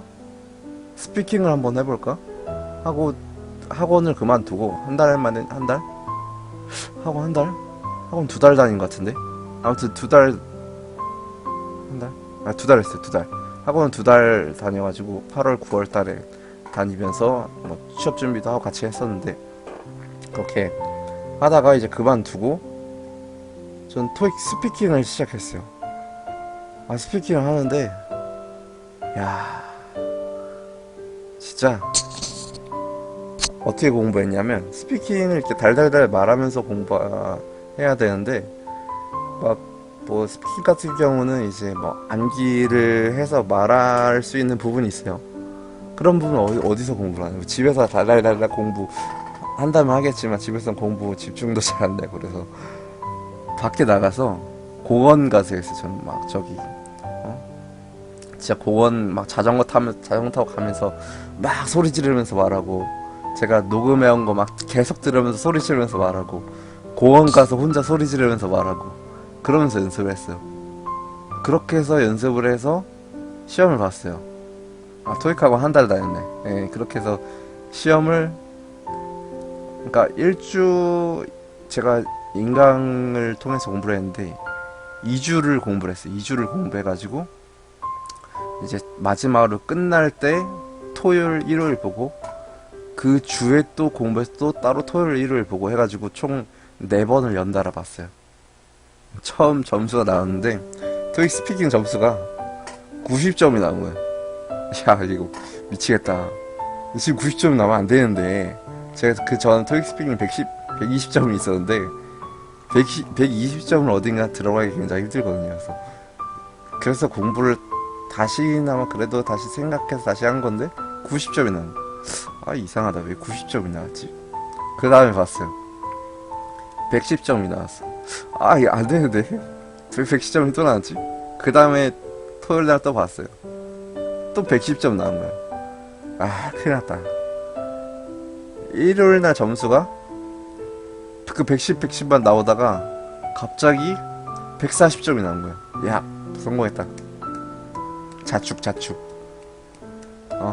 원래 저는 130점만 있어도 이제 레벨 6니까 130점만 있어 충분했었는데 140점이 나온 거예요. 그래서 야, 얘 성공했다. 그러고 이제 한전이나 이런데 저는 원래 한전을 목표로 해가지고 스펙을 쌓은 거기 때문에 한전에 들어갈 수 있는 최소 어느 정도 안정권인 스펙이거든요. 140점이면 토익 환산 점수가 한전에서는 830점인가 그래요. 그래서 830점에 이제 기사 2개 있고 이러면 서류전형 점수가 117점인가 그렇고 거기다 지역인재 이런 거 붙으면 120점 뭐 이렇게 되거든요. 그래서 되게 안정권인 서류 합격 점수가 됐어요. 그렇게 진짜 한 10개월 만에 모든 걸 다 땄죠. 그 동안에 이제 일본 여행도 2번 가고 그래서 완전 완성된 그 스펙으로 저는 한전에 넣었어요. 한전에도 넣고 정말 다양한 부분에 다 넣었습니다. 다 넣고 진짜 여러 군데 시험을 보러 갔어요. LG도 시험 보러 가보고 레벨 6가 LG 돼가지고 레벨 5부터는 삼성이 돼서 삼성 몇 번 보러 갔었는데 그때 LG는 처음 됐던 거예요. 레벨 6 덕분에. 그래서 뭐 LG도 보러 가보고 뭐 삼성도 보러 가보고 한전도 보러 가보고 다른 발전사들도 다 보러 가보고 정말 여러 군데를 다 보러 다녔는데 다 떨어졌어요. 야 그때 진짜 다 떨어져가지고 2017년 그때 하반기 때 되게 착잡했어요. 내가 이렇게 공부를 하고 이렇게 스펙을 쌓아서 그렇게 바로 취업이 될 줄 알았는데 보니까 이게 취업이 생각보다 엄청 어려운 거예요. 제가 원하는 곳에 가기가. 그래서 저는 그때 그걸 마치고 이제 12월 말부터 1월 말까지 저는 캐나다하고 미국 여행을 갔다 왔어요. 제가 이전에 근무를 했을 때도 느꼈지만 그렇게 긴 기간 동안에 어딘가를 여행 다녀오기가 굉장히 쉽지 않았고, 특히 이제 미주권 여행이 굉장히 쉽지 않다는 걸 느꼈어요. 생각했어요. 계획도 안 짜지고 그 돈을 주고 거기까지 가서 일주일, 2주일만 있다 오긴 정말 아까웠고,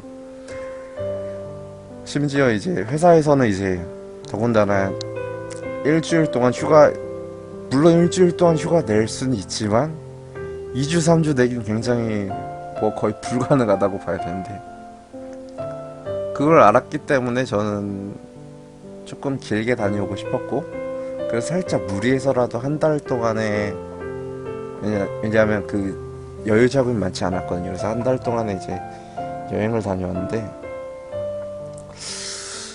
그 여행, 이 처음에 이제 제가 되게 계획을 짠 게, 저는 가면 한 곳만 돌아다니는 게 아니라 간 김에 여러 군데 다 다녀오자 라는 생각이었고, 게다가 캐나다에 아는 친구도 있고, 친구가 이제 이민을 가가지고 살고 있는데 그 친구도 오랜만에 보고 싶었고, 그 친구가 한국에 가서 본 적은 있지만 제가 캐나다로 가서 본 적은 없거든요. 그래서 한번 가서 그 친구들과 그 친구 가족이 어떻게 사는가 좀 궁금했고, 그리고 저는 원래 오로라 쪽을 보고 싶어가지고 밴쿠버에서 이제 옐로나이프 쪽으로 올라갔다가 이제 저기 토론토로 가서 이렇게 돌아오는 그런 계획을 짰었는데, 비용이 너무 많이 들더라고. 시간도 없고. 그리고 당시에 이제 보니까 뉴욕하고 토론토가 굉장히 가깝더라고요. 그래서 간 김에 뉴욕도 가봐야겠다. 뉴욕 가보면 뉴욕 가니까 또 브로드웨이 이런 거 유명하니까 뮤지컬도 봐야겠다 생각을 했고, 미국도 가면 또 샌프란시스코 쪽은, 왜냐면 제가 아는, 어떻게 제가 공부해서 아시는 분이 이제 픽사 쪽에 근무를 하셔가지고 언제 또 그분을 또 만날 수 있을까, 언제 또 이런 인연을 이끌어 갈 수 있을까 싶어서 전 샌프란시스코 또 가보고 싶었어요. 그 픽사 애니메이션 스튜디오를 가보기 위해서. 외국 회사가 어떻게 돌아가는지, 어떤 분위기에서 그렇게 생활하실지도 궁금했었고, 그리고 샌프란시스코에서 조금 위로 올라가면 시애틀이 있는데, 그 시애틀에는 제가 옛날에 항공 쪽으로 유학 준비해서 가려고 했던 것이 시애틀이었거든요. 그래서 시애틀에 대해서 알아볼 때 보니까 거기 보잉 공장이 있더라고요. 그 당시에 알았었는데, 그래서 그럼 샌프란시스코까지 가는데, 그럼 시애틀까지 가서 보잉 공장을 견학을 하고 와야겠다 라는 생각을 해서, 진짜 샌프란시스코는 픽사만 간다고 생각을 하고 시애틀은 보잉 공장만 간다고 생각을 하고 계획을 짜고 갔어요. 그렇게 해서 이제 뭐 밴쿠버 이렇게 돌아서, 저는 밴쿠버 가서 이제 휘슬러 블랙홈 스키장 외국 스키장 한번 경험해보고, 지옥이구나 이제 경험을 해보고, 이제 그 퀘벡 가서 그 도깨비 촬영지 있잖아요. 도깨비 촬영지 한번 쭉 보고, 퀘벡 동네 쭉 보고, 거기서 이제 새해를 맞이했죠. 2018년 새해를 퀘벡에서 맞이를 하고, 그 다음에 그 아래쪽에 이제 몬트리올 또 가보고, 그 아래쪽에 이제 토론토, 나이아가라 폭포 그쪽 같이 가보고, 토론토 대학도 이렇게 투어하는 코스가 있거든요. 그쪽 토론토 대학도 한번 쭉 보고, 외국 대학은 이렇구나, 내가 만약에 유학을 왔었으면 이런 환경에서 하지 않았을까, 이런 생각을 가지면서 같이 투어를 했었어요. 그리고 이제 뉴욕은 저는 자유의 여신상 하나만 보면 끝난다 라고 생각을 하고 뉴욕을 갔는데, 자유의 여신상이 엄청 작은 거예요. 실망을 했죠. 자유의 여신상이 이렇게 작을 줄이야. 그 다음에 좀 여러 가지를 봤어. 허드슨강에서 배 타고 다니면서 이제 보니까 그 맨해튼이 너무 멋진 거예요.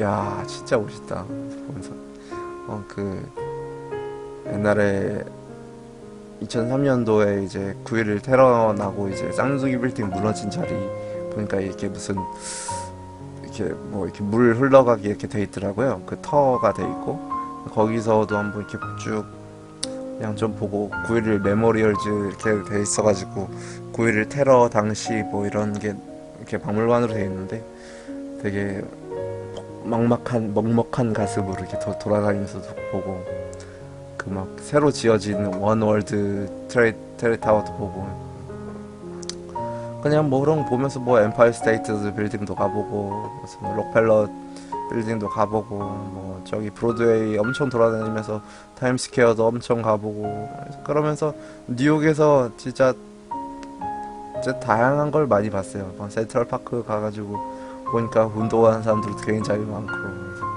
되게 행복해 보이더라고. 그런 사람들이 그 외국을 돌아다니면서 진짜 느꼈던 게 진짜 버스 운전을 하더라도 정말 그 사람들이 정말 행복해 보였어요.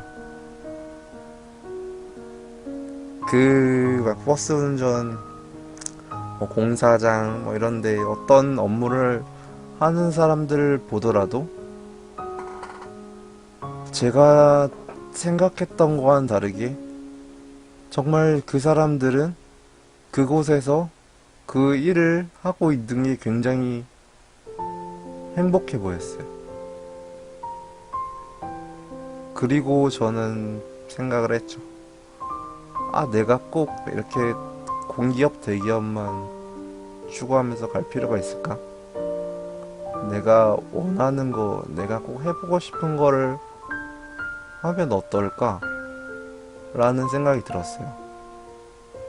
그리고 이제 샌프란시스코로 넘어가서 픽사 스튜디오를 둘러보는데 규모는 생각외로 굉장히 작았는데 그곳에서 일하는 사람들의 모습들, 그곳에서 이제 근무하는 사람들 뭐 식사 시간에 가가지고 식사를 하는 그런 풍경들 너무 멋있더라고요.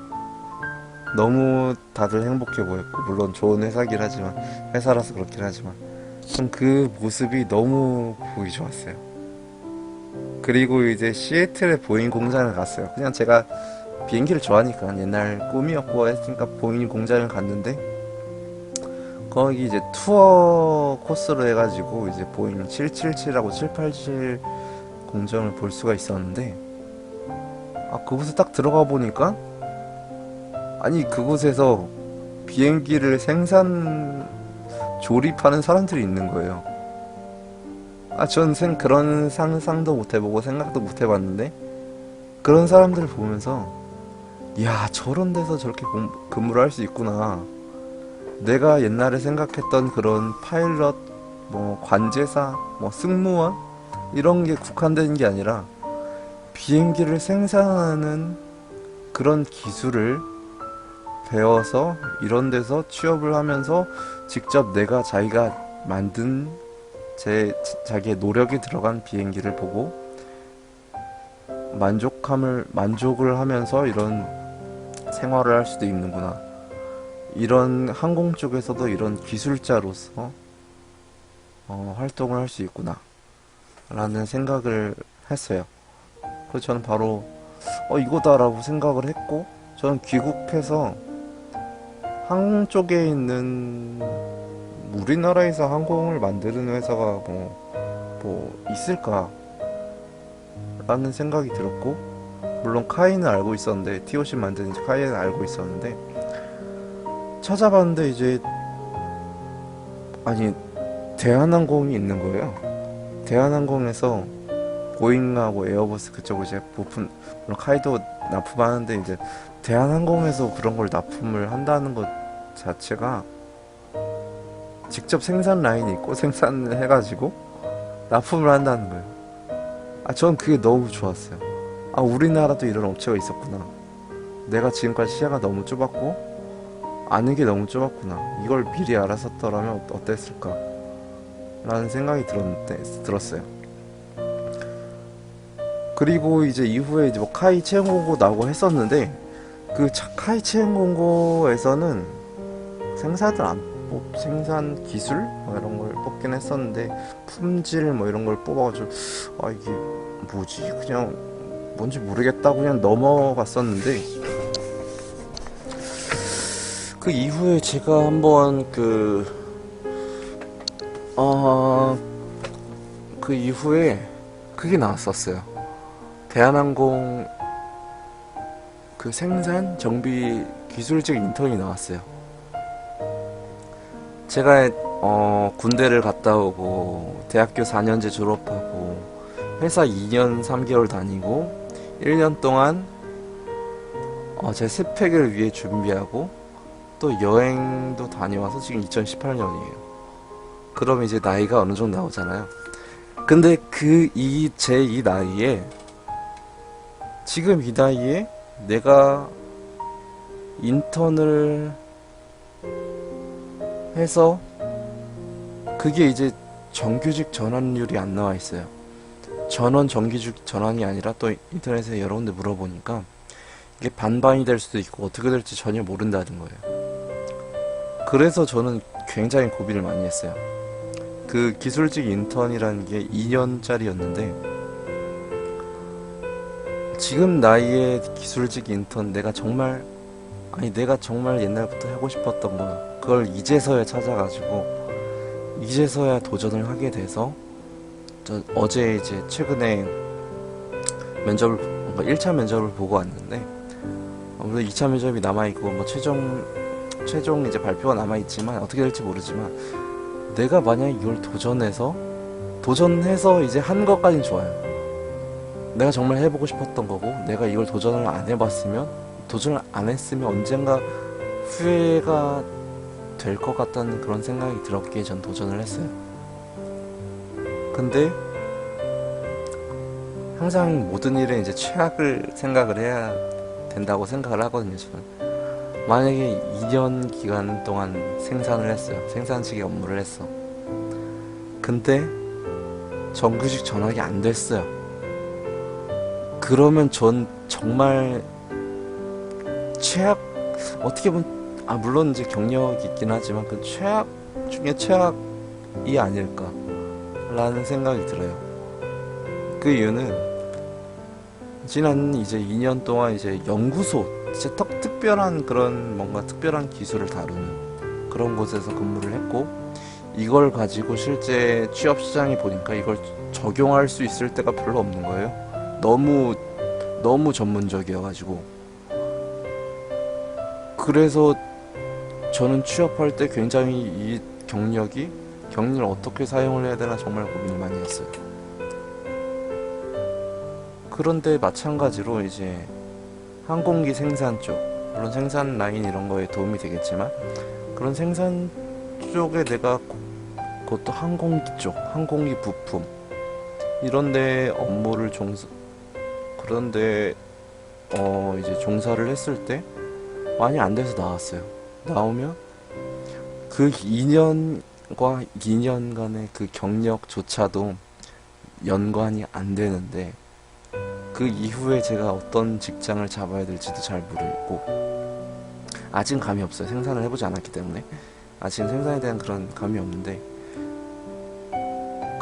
그때쯤 되면 이제 어느 정도 나이도 차고 전 아직도 고민이 많아요. 물론 이제 발표 나온 걸 봐야 알겠지만 아무튼 저는 그렇게 지금 우리나라의 수많은 취업 준비생들 중에 한 사람으로서 물론 저보다 더 열심히 공부하는 사람은 정말 많고 뭐 그렇지만 저는 제 꿈을 향해 지금 도전을 하고 있고 저는 이 꿈을 향한 도전 정말 저는 아깝지 않은 시간이라고 생각을 해요. 물론 미래 어떻게 될지 모르겠지만 이 꿈을 향한 도전이 정말 큰 리스크로 다가와서 이제 굉장히 저한테 불리한 그런 게 될 수도 있겠지만 저는 이 도전을 일단 해봤다는 거 자체에 저는 의미를 두고 싶어요. 네, 여러 가지 도전을 해봤고 뭐 어떤 실패를 통해서 공부가 제일 쉽구나 라를 깨닫게 돼서 이제 열심히 공부를 해서 전기 기사도 취득을 하고 공사 기사도 취득을 하고 뭐 영어가 부족해서 공부를 했더니 영어도 하다 보니까 되네. 이 영어를 어떻게 활용할 수 있을까 생각을 해서 외국을 나가봤는데, 아, 외국에서 이런 식으로 활용이 될 수가 있구나 라는 걸 경험도 했고, 그리고 직접 해외에 나감으로써 다른 사람들은 어찌 보면 우물한 개구리가 될 수 있었는데, 해외에 나가서 주변 둘러보니까 정말 자신의 일들에 만족하면서 정말 행복하게 살더라고요. 전 그렇게 살아야 된다고 생각이 이제 바뀌었고, 저도 제 인생을 위해서, 저를 위해서, 네, 도전을 하기 시작했어요. 이제 도전을 하기 시작한 지 얼마 안 됐죠. 얼마 안 되고, 이제 나이는 차고, 다양한 고민들이 있지만, 그래도 저는 이 도전을 꼭 해보고 싶습니다. 네. 뭐 인터넷에 카페 이런 데 보니까 대한항공 같은 경우는 뭐 인턴으로 들어가는 거랑 대졸로 들어가는 거랑 차이가 많다. 복지나 급여 부분에 차이가 많다 이렇게 말을 하는데, 아직 제가 뭐 결혼을 하거나 이러지 않았기 때문에 뭐 현실적인 문제에 부딪힐 수는 있지만, 저는 제가 지금 이렇게 도전을 해서 아무리 복지와 급여가 적다 하더라도 제가 원하는 것을 할 수 있다는 거, 그 자체가 저는 정말 행복한 거라고 봐요. 뭐 어쩌다 보니 지금 이런 얘기까지 왔는데, 원래 영어로 하려고 그러는데 영어로 하기엔 너무 길어서, 네, 영어도 못해서 일단 한국말로 이제 주저리 말을 했는데 벌써 1시간이 지났네. 아무튼 저는 이렇게 살아왔고 아직도 꿈을 꾸고 있어요. 네, 항공 쪽으로도 꿈을 꾸고, 다시 이제 항공 쪽 기술자로도 꿈을 꾸고 있고, 다른 정비사나 이쪽으로 가기에는 또 전문학교 다시 또 다녀서 배워야 되고 뭐 이런 여러 가지 현실적으로 힘든 부분이 있기 때문에, 현실적으로 그나마 가능한 제가 전기 전공을 함을 통해서 전기 전공을 최대한 살리던지 해서 실현할 수 있는, 네, 좀 현실적인 부분에 맞춰서 조금 도전할 수 있는 부분에 전 현재 도전을 하고 있는 거고, 제가 너무 굳이 공기업, 대기업만을 추구를 하는 것인지, 아니면 제가 원하는 것들, 제가 도전하고 싶은 것들이 다 공기업, 대기업에 있는 건지, 뭐 그건 잘 모르겠는데, 아무튼 저는 끝까지 도전할 거고, 앞으로 제가 어떻게 되더라도 저는 여러 가지 도전을 해봤기 때문에 후회를 하지 않을 것 같아요. 그리고 어제 이제 면접 본 거 이제 지금 말해야지 생각이 계속 날 것 같은데, 내일 되면 까먹을 수도 있어요. 아무튼 저 어제 면접을 봤는데, 저기 김해공항 거기 안쪽에 거기 그 대한항공 테크센터라는 데가 있어요. 저 거기 있는 줄도 몰랐어요, 솔직히. 김해공항을 가본 적도 없고, 대한항공에 그런 테크센터가 있는 줄도 몰랐어요. 근데 뭐 저기 정석공항 뭐 이런 것만 알지. 아무튼 그래서 딱 간 것만으로도 정말 설렜어요. 거기 뭐가 있을까 정말 궁금했고, 그래서 정말 설레는 마음에 갔죠. 가서 보니까 뭐 처음에 들어가기 전에 거기 막 무슨 보안 구역 이렇게 돼 있어가지고 그냥 못 들어가더라고요. 그래서 무슨 차 타고 이렇게 들어갔었는데, 이렇게 해서 들어가서 보니까 안에 막 하고, 그러니까 화물용 비행기 보잉 747 AD였던 것 같은데, 아무튼 747-400은 이게 윙렛이 달려있는데 그거 없더라고. 레이키드 윙렛 그거 살짝 휘어진 거, 그거 달린 것 같은데, 아무튼 747-8이었던 것 같아요. 747-8하고 이제 공장 안쪽에 정비하고 있던 게 뭐 에어버스 330, 300 뭐 이런 거 돼 있더라고요. 그래서 보면서 정말 신기했어. 와, 이런데 우리나라도 이렇게 항공기를 직접 이렇게 정비하고, 어떻게 그 광경을 직접 본 거잖아요, 처음으로 우리나라에서. 저 보잉사에서 처음으로 항공기 제작하는 거 봤는데 그거랑 조금 유사한 광경이더라고요. 물론 물론 보잉사는 건물이 엄청 커가지고 막 진짜 장난 아닌 구조, 장난 아닌 사이즈거든. 그거에 비해서 매우 작은 규모지만 저 되게 흥분됐어요. 그거 봤을 때. 아, 정말 면접 보러 가는데 떨리는 것도 있는데 그런 걸 비행기를 보는다는 게 난 너무 좋았어요. 그래서 그 비행기를 보러 갔죠. 그래서 비행기를 보고 이제 면접장이 들어갔죠. 면접장이 들어가서 이제 면접을 봤어요. 면접을 봤는데 처음에 지연동기 이런 거 말하는데 와, 지연동기 제가 너무 말을 못한 거예요. 근데 제가 다른 사람 진짜 그냥 뭔가 이렇게 좀 마음이 딱 풀리면 얘기가 줄줄이 잘 나오는데 처음 말할 때 그 긴장감 속에는 아무 생각도 안 나고 말도 진짜 못하거든요. 그래서 제가 어떻게 말해야겠다 이렇게 준비해왔던 거를 하나도 못 말하고 정말 이상하게 말한 거예요. 그래가지고 그때 폭망. 그래서 마음속으로 계속 망했다 어떡하지 이러고 있었는데 저한테 질문이 들어올 때 저는 옛날부터 이제 비행기 시뮬을 좋아해가지고 진짜 거의 초등학교 때부터 비행기 시뮬을 했거든요. 그 마이크로소프트사의 그 플라이 시뮬레이터라는 시뮬레이터가 있는데 그걸 거의 초등학교 때부터 했는데 초등학교, 중학교, 고등학교 계속 했어요. 근데 물론 디폴트기로만 해가지고 그냥 디폴트기는 그냥 진입 장벽이 쫙 낮거든요. 그래서 누구든지 조종을 할 수 있어요. 그걸 조종을 해보면서 막 여러 가지 경험을 했었는데 아니 제가 스트레스를 뭘로 해소를 하냐는 거예요. 저는 스트레스를 해소를 할 때 저는 제가 영상 편집을 좋아해가지고 영상 편집을 하면서 시간을 그냥 보내버린다.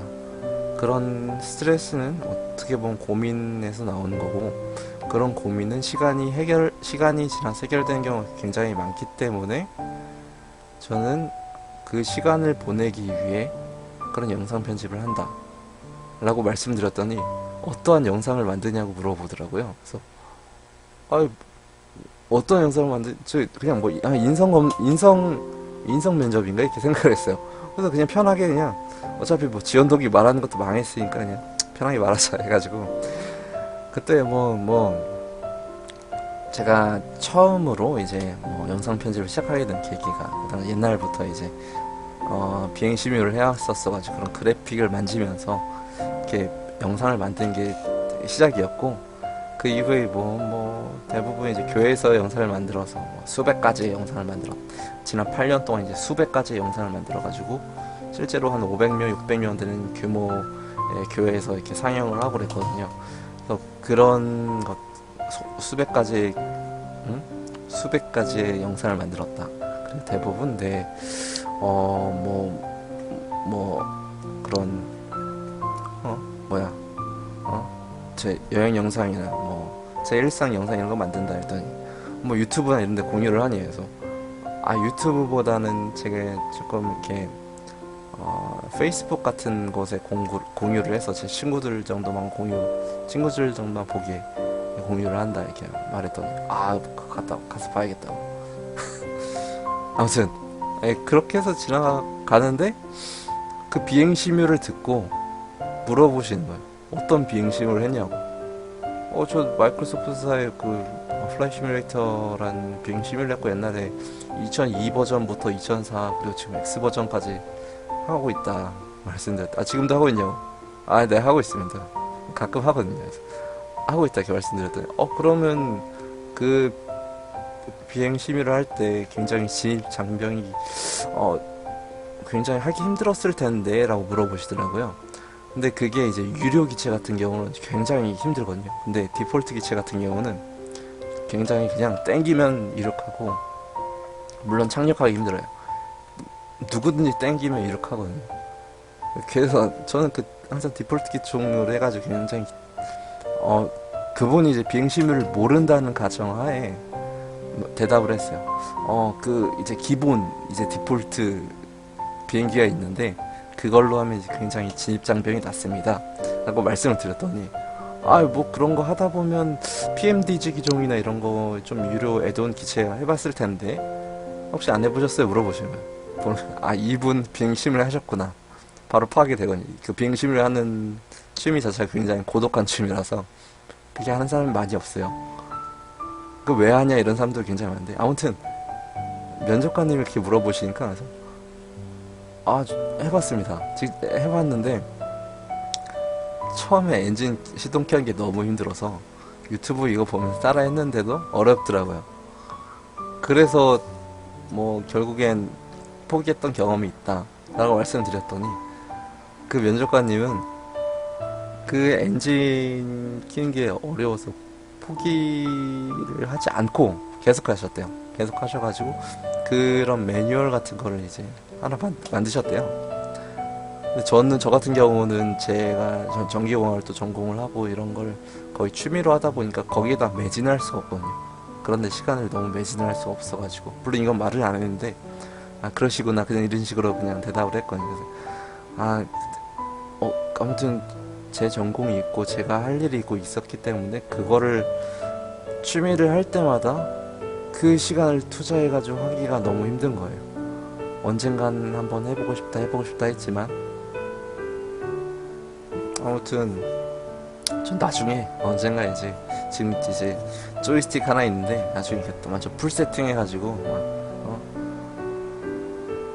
차고 있는 집이 있으면 좋을 텐데 그럼 없으니까 뭐 어떻게든 이렇게 칵핏처럼 만들어가지고 오버헤드 팬을 다 달고 해서 만들어 보고 싶은데 모르겠어요. 등짝 스매싱 당했죠. 아무튼 그렇게 해서 이제 제가 면접 때 그렇게 취미 얘기를 그렇게 많이 하게 될 줄 몰랐는데 아무튼 그런 식으로 말을 했어요.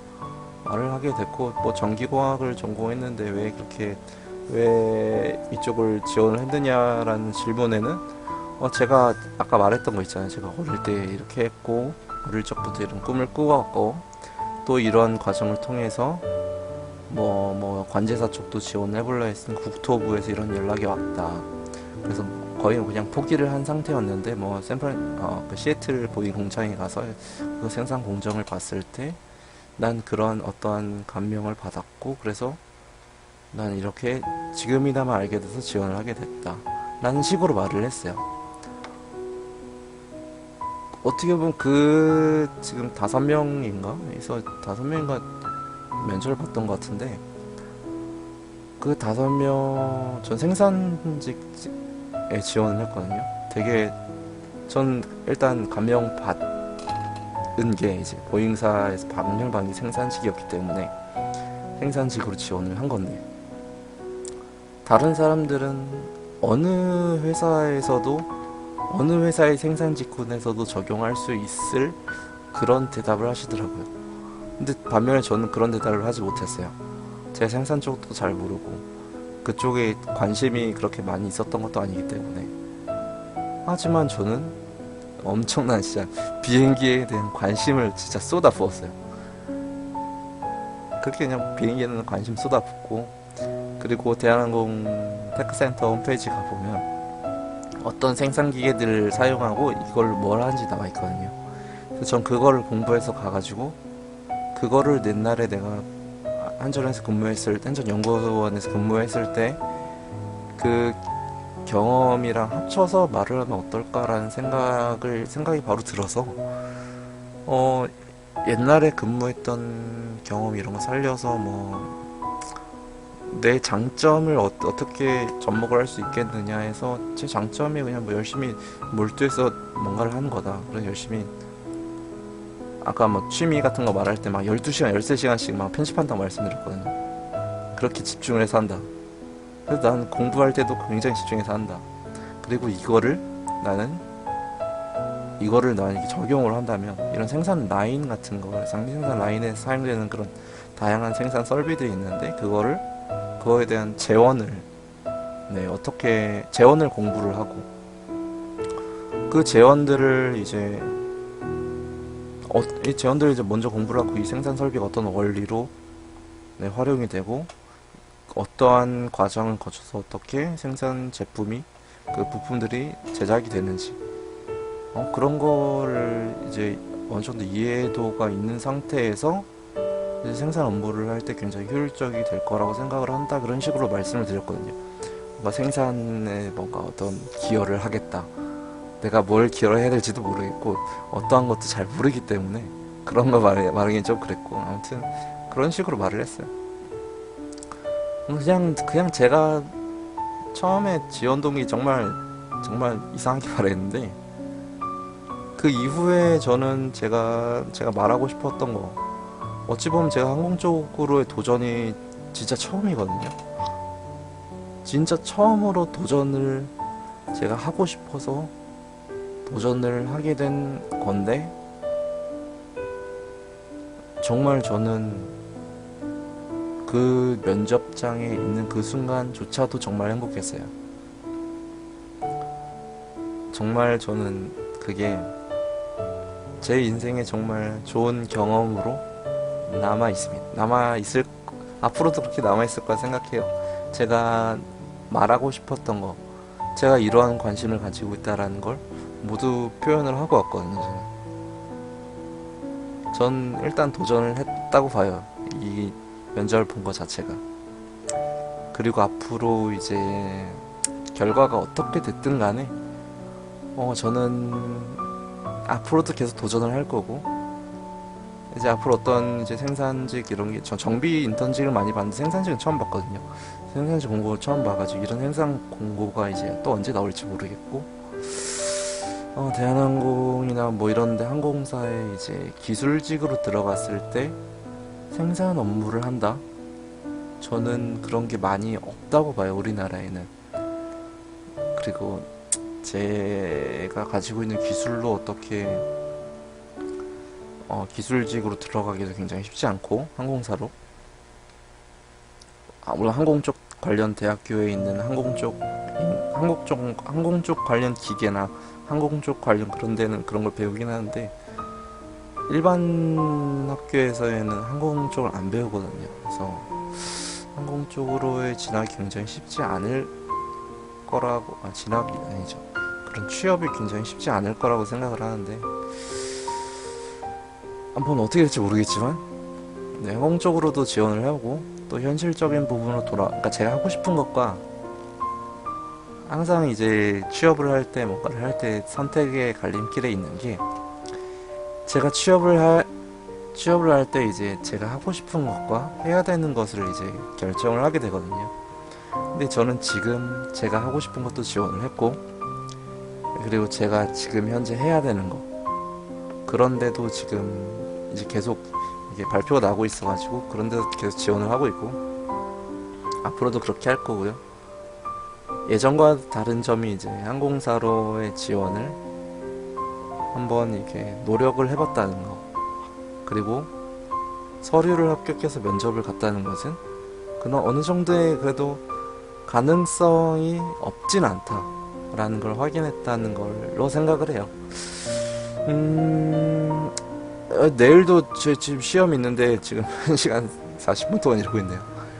아무튼 저 이제 내일 시험을 위해서 이제 공부를 해야 되니까 도서관을 가야 돼서 여기까지 마치도록 하겠습니다. 정말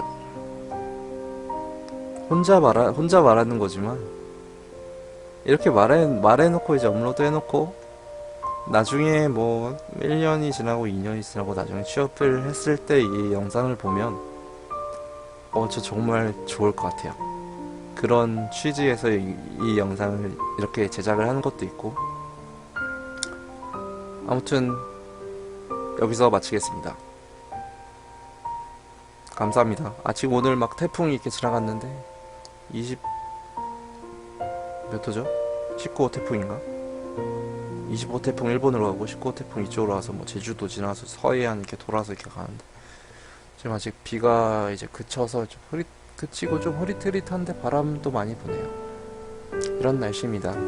오늘은 맑지 않은 날씨. 시원하네. 문 열어놓으니까. 오늘도 열심히 또 공부를 하고 또 열심히 미래를 향해 도전을 해야겠습니다. 감사합니다.